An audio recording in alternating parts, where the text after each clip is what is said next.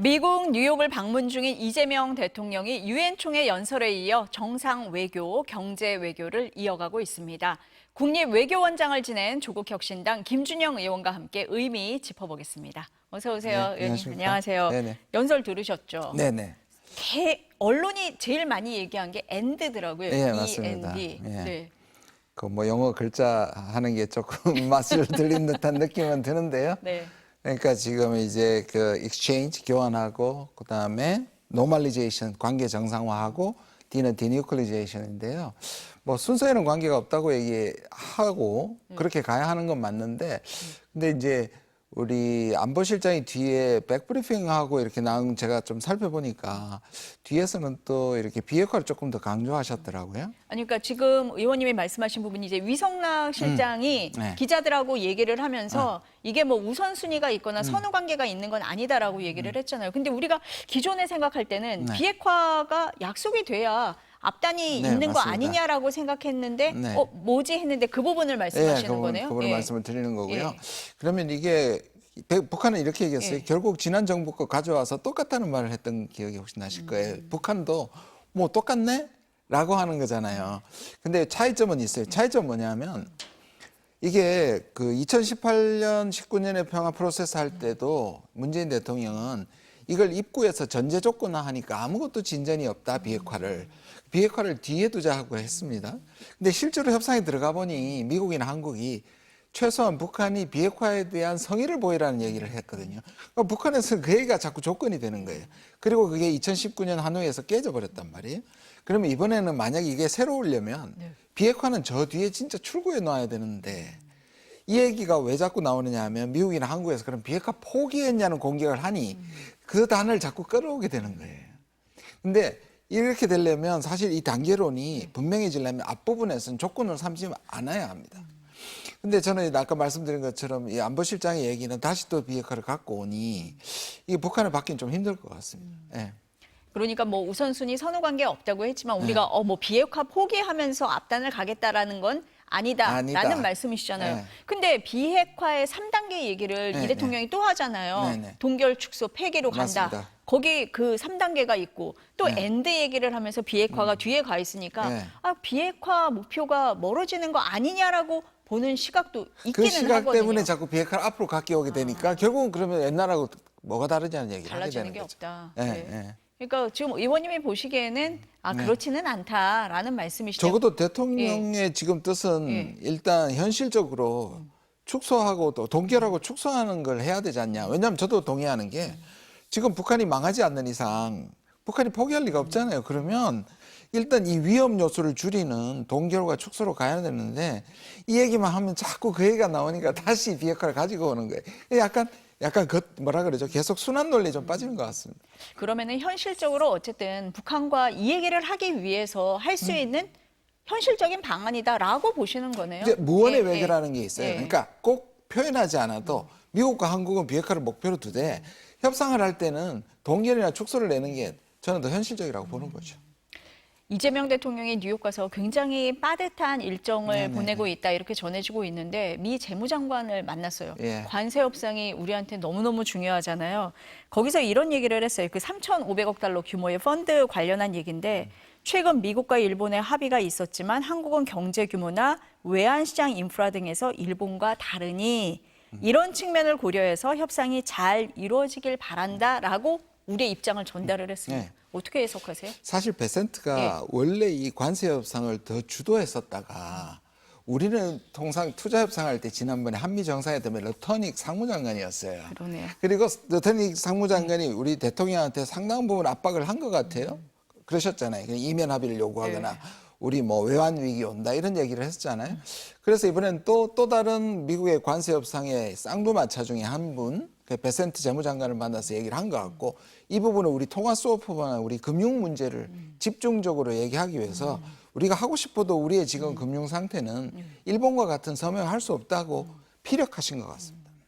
그러면은 지금 통화 스와프가 중요하다라고 의원님도 보시는 건가요? 그런데 그게 예. 근본적인 해결은 될 수가 없죠. 왜냐하면 이 통화 스와프라는 게 저는 미국도 해주기에 매우 꺼려합니다. 왜냐하면 이게 국가 간에 이제 마이너스 통장을 만드는 거라고 얘기하잖아요. 그러니까 뭐냐면 우리가 만약에 미국한테 돈을 그렇게 주면 있는 외환 보유고를 했을 때 외환 위기가 생길 수 있지 않습니까? 달러로 주게 되면 그렇게 되는 그렇죠. 거죠. 예. 그러니까 그만큼 한국 돈으로 미국한테 주면 미국이 달러를 우리 마이너스 통장처럼 빌려주는 건데 그거 결국 우리 부채예요. 그럼 나중에 그게 문제가 되고 우리가 기축통화국이 아니라서 미국이 한국에 그 많은 돈을 달러로 주면서까지 위험을 지금의 미국의 자세로 보면 미국이 안 할 것 같거든요. 네, 그렇죠. 그래서 이거 한다고 하더라도 저는 큰 근본적인 해결이 안 되는데 미국이 안 할 걸 알고 한국으로서는 일종의 협상 그거 해줄 수 있느냐 하는 방식의 주고받는 방식이 하나의 우리의 제안을 낸 거지 저게 뭐 해결의 실마리가 될지는 잘 모르겠습니다. 네. 이재명 대통령이 언급했던 뭐 미국하고 일본의 합의 내용이요. 그 펀드를 구성을 하면 투자처를 미국이 정한다. 그리고 우리는 그렇게 정해지면 현금으로 돈을 준다는 거잖아요. 네. 받아들일 수가 받아들일 수가 없잖아요. 없습니다. 이건 투자가 아니라 강탈이라고 저는 보고요. 이게 이런 거예요. 그러니까 지금 일본한테 만약에 우리가 일본은 뭘 투자하는지도 모르고 미국이 이거 투자해야 되겠다 돈 가져와 네. 하면 100일 안에 갖다 줘야 됩니다. 100일 안에 갖다 바쳐야 됩니다. 쉽게 얘기하면. 그게 말이 안 되는 거죠. 그러니까 투자는 우리가 얘기한 투자는 뭐냐면 우리가 보고 이 투자할 만한 것인가. 그러면 이 정부가 보증을 쓰고 기업들이 내가 보증 쓸 테니 우리 기업들이 미국 가서 투자해라. 이게 시장 원리에 합당한 건데 지금 그런 건 다 안 하겠다는 겁니다. 그러면은 미국 입장에서 봤을 때 한국이 생각하기에 굉장히 무리하다라고 생각을 할 것 같아요. 네. 그런데도 이렇게 요구하는 이유는 뭐라고 보십니까? 이게 바로 이제 트럼프의 예. 철학이에요. 트럼프의 대외 정책 철학이 뭐냐면 지금까지 동맹국이나 우방국들이 미국을 등쳐먹었다고 생각하는 거예요. 거머리라고 표현합니다. 실제로. 그러니까 뭐냐면 지금까지는 공짜로 불공정하게 안보도 무임승차했고 경제도 불공정했으니까 그 계산법도 미국 마음대로예요. 실제로 우리는 관세가 없었는데 그러면 이 소매하는 그 불공정 무역의 구조를 뜯어고치겠다. 그리고 지금까지 너희들이 미국을 이용했으니 그 대가, 그러니까 요금을 물리는 겁니다. 그게 지금 우리는 3,500억 불이고, 예, 일본은 5,500억 불이고 그런 겁니다. 안 될 줄은 알지만 지금까지 너희가 미국에서 많이 가져가지 않았느냐. 그러니까 이번에는 내가 받아내겠다는 겁니다. 심산으로 지금 이렇게 압박을 하고 있는 거다. 그리고 베센트와 러터닉은 이 예. 숫자를 어떻게든 트럼프 앞에 가져가고 싶은 그 경쟁심도 있고요. 그다음에 얼마 전에 우리 조지아가 했을 때 네. 이민국도 그랬잖아요. 한 달에 3,000명. 이게 지금 숫자로 트럼프한테 가져가는 경쟁이 펼쳐진다고 생각합니다. 이게 우리가 말려들면 안 됩니다, 사실. 그렇게 되면은 이 쉬운 협상은 아니겠어요. 그렇죠. 정말 시간이 좀 걸릴 수도 있겠다라는 생각이 들기는 그러니까 하는데요. 우리는 지금 사인을 예, 못 하고 예, 있는 거고 근데 시간을 끄는 것도 저는 방법이라고 생각해요. 덜컥 이렇게 할 수 없는 거고 아마 제 짐작에는 대통령이 너무 답답했어요. 이런 비합리적인 거를 그냥 국민들한테 공개하고 국민들한테 호소한다는 느낌이고 국민들이 이걸 오히려 그런 합의는 우리 못한다라는 그런 여론이 좀 형성되는 것 같긴 합니다. 네. 김민석 총리가 오늘 블룸버그 통신하고 네, 인터뷰를 비슷한 한 얘기 했죠. 얘기가 나왔잖아요. 보니까 비자 문제와 통화 스와프 협정 합의가 없다면 대미 투자는 사실상 불가능하다. 처음에 불가능하다 나와서 저도 깜짝 놀랐는데 정부에서는 약간 좀 톤을 낮춘 거는 같아요. 구금 사태로 인해서 근로자들의 안전이 보장되지 않으면 미국행을 주저할 수밖에 없지 않겠냐. 이 문제가 해결 안 되면 미국 들어가길 꺼리게 될 거고 투자도 난처하지 않겠냐라고 조금 이 톤은 낮췄습니다. 근데 어떻게 해석해야 돼요? 근데 너무 합리적인 얘기잖아요. 지금 그러면 사람들이 그 고생을 한 사람들이 주위한테 미국 가지 마라고 얘기할 것이고 지금 우리 기술자가 미국에 가지 않으면 미국이 할 수가 없는 거고 지금 조지아도요 98% 지금 공정이 완성된 지점에서 저런 일이 일어났거든요. 그러니까 지금 2% 남았는데 공장을 못 여는 겁니다.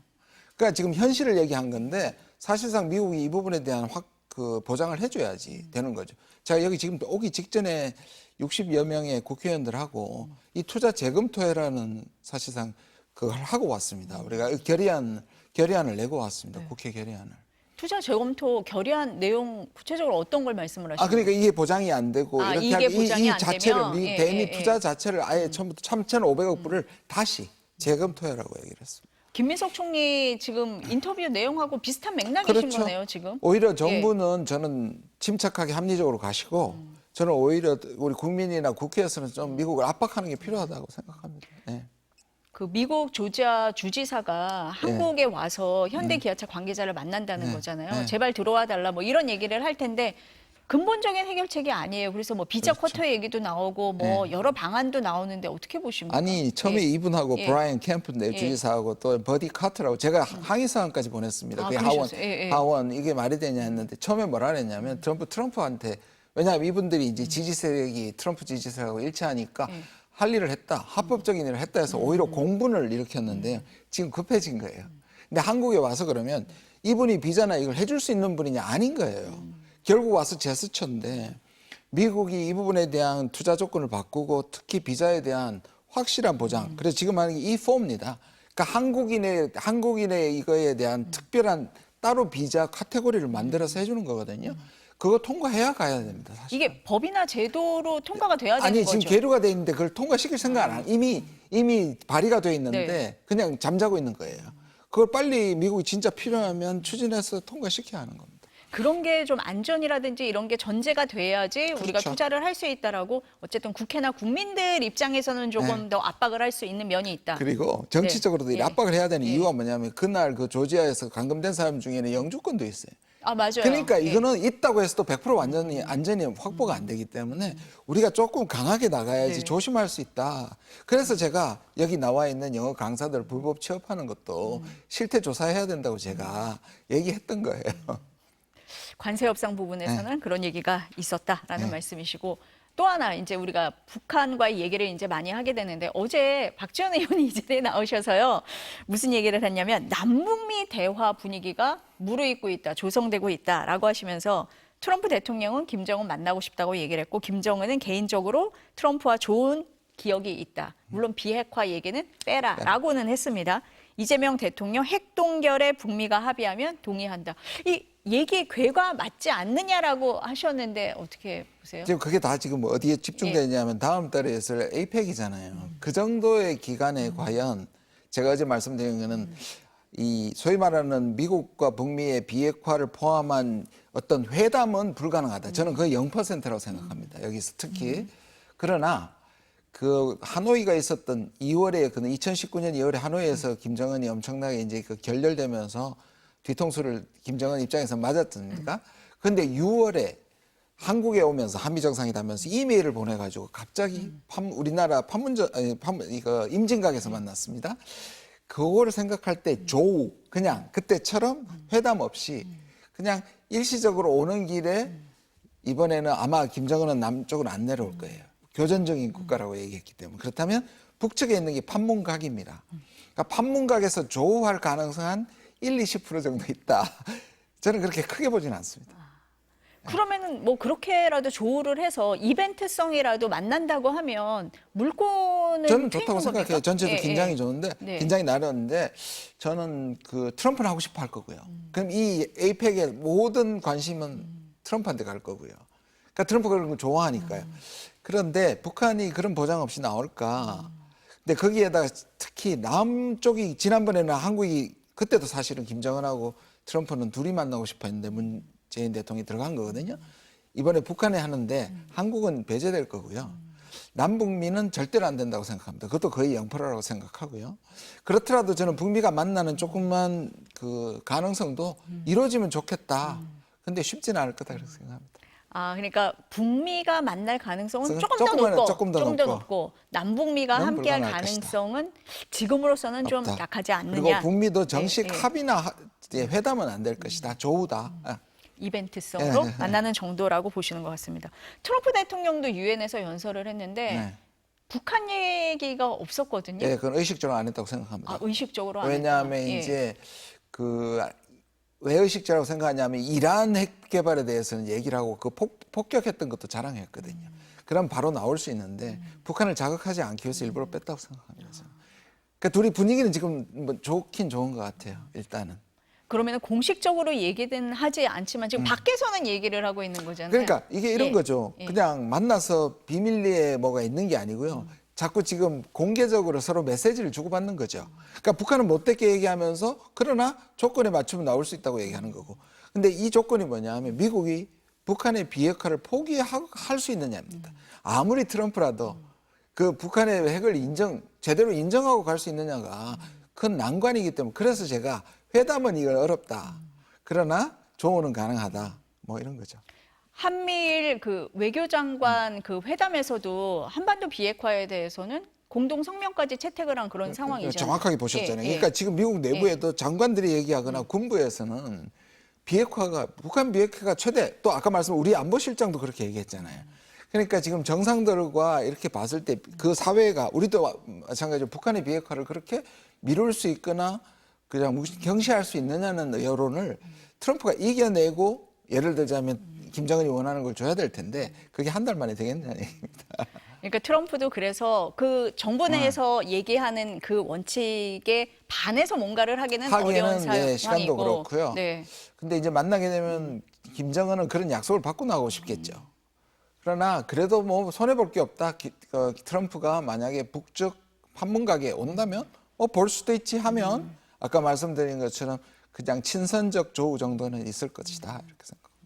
지금 트럼프 대통령이 다음 달에 있는 경주 에이펙 회의에 온다라고 돼 있는데 오기 전에 일본을 먼저 갈 거다라는 얘기도 나오던데 어떻게 보세요? 그러니까 왜 그런 말이 나오냐면 이제 아시아 순방이라는 이름으로 사실 몇 달 전부터 얘기가 됐고요. 그러니까 온 김에 머니까 중국하고 만나는데 이제 중국을 베이징에서 만나느냐? 그러니까 미중 정상회담을 아니면 우리 경주에서 에이펙 중에 근데 아마 처음에는 중국 가는 것도 포함시켰는데 아마 경주에서 할 것 같아요. 에이펙 기간에 한국에서 미중 정상회담도 있고 한중 정상회담도 있고 한미 정상회담도 있고 사실 외교 큰 판이 벌어지는 거죠. 이건 정말 다행한 일이고요. 그러면 일본이 빠지잖아요. 네. 그러면 오는 길에 만날 수도 있겠죠. 또는 가는 길에. 근데 그걸 두고 사람들이 해석을 할 때 네. 일본의 이제 후임 총리가 다음 달에 결정이 되는데 그렇죠. 네. 트럼프가 그 후임 총리를 빨리 만나고 싶어서 가는 거 아니냐. 한국보다 일본을 좀 우선시하는 거 아니냐. 아니 뭐 이렇게- 그렇게만 해석합니까? 아니 일본이 사인했으니까 다음 총리한테도 너 지켜라. 라고 압박하고 갈 압박입니까? 수도 있죠. 압박할 수도 있죠. 왜냐하면 그때 러테닉이 뭐냐면 안 지켜도 되니 사인해라고 해가지고 사인을 했는데 그래서 감지한 미국이 뭐라 했냐면 일본이 안 지키는지 분기별로 체크하겠다고까지 얘기했습니다. 그러니까 일본이 사인한 걸 수행하는지. 그러니까 압박의 성격이 더 있겠죠. 그러니까 다짐을 하는 거죠. 다음. 그러면은 지금 뭐 의원님이 보시기에는 일본을 먼저 들르는 게 뭐 안보나 여러 측면에서 뭐 일본을 우선시한다기보다는 그런 관세 협상 측면이 더 높다 이렇게 그렇죠. 보시는 그리고 건가요? 지금 뭐 미국이 보기에는 예. 한국하고 일본이 유럽이 미국한테 줄 돈이 제일 크잖아요. 그리고 미국한테 제일 꼼짝 못하는 거잖아요. 지금.